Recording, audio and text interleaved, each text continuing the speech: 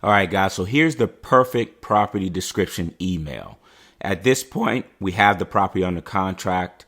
We're ready to send it out to our buyers on our buyers list. Whatever you collected that buyer information on in that software you're using to send it out, or if you want to send it out one by one, however, it's fine with me. This is how every single email should look, right? So there's 4 sections to the perfect property description email. The first section is the property address and the statistics, right?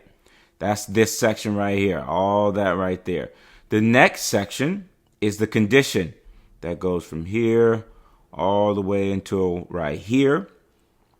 The third section is the numbers, all the numbers that your buyers need to actually analyze the deal. That goes to right here. And then the fourth and last section is the closing, right? That's that last section. And then this is a Dropbox link to the photos and the video walkthrough. So we'll go through it really quickly, right? So start off, good morning. Just got this property on the contract and looking at the sign. The address is 3029 Curtis Street, Gastonia, North Carolina, 28052. This is all property address and stats, right? It's a 3-bed, 1-bath, 1,000 square foot, all brick ranch. I love putting in, I don't know if brick ranches are popular where you are in your market, but those little features that are very popular here in North Carolina, all brick ranch is very popular. People love all brick ranches. Also, if your lot is on, half an acre, this is where you would put that. You put on all brick ranch on a half-acre lot. Whatever kind of key features that you have, you can put that in that first sentence there. The next one, we're talking about condition. The house needs a good amount of work, and the numbers reflect that. The HVAC is 8 years old. Roof likely needs to be replaced, and the floors are uneven in most of the rooms.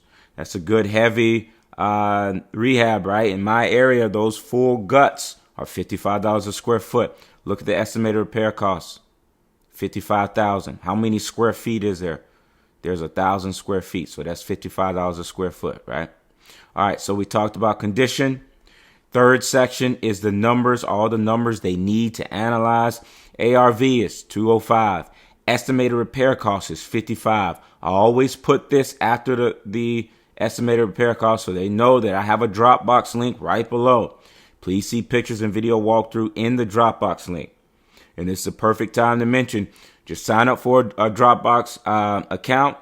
Once you do that, that's where you'll store all your photos and videos, right? You just create a new file with that property address. It'll have our property address. In that file, we'll put all the pictures. This is also how your boots on the ground delivers the pictures and videos to you.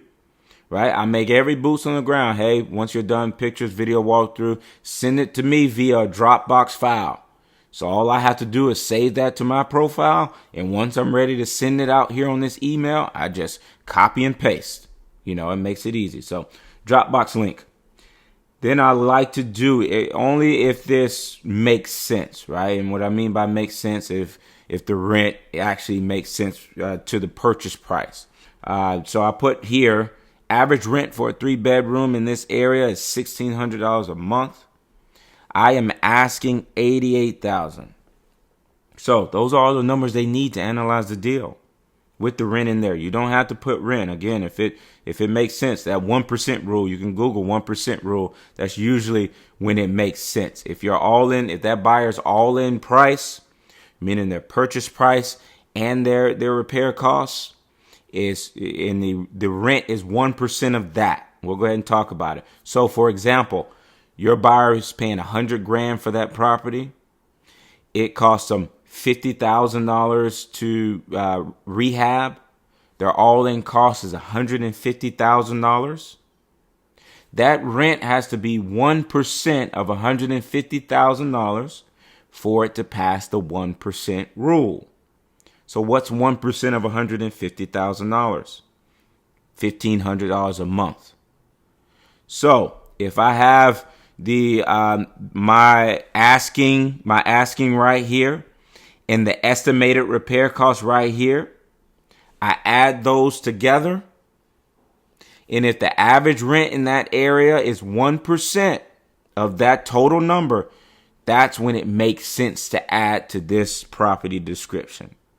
I don't want to go too far into that, and I hope it didn't go over your head, but I just wanted to tell you when I do add the average rent and when I don't. If it passed 1% rule, then I add it. If it doesn't, I don't.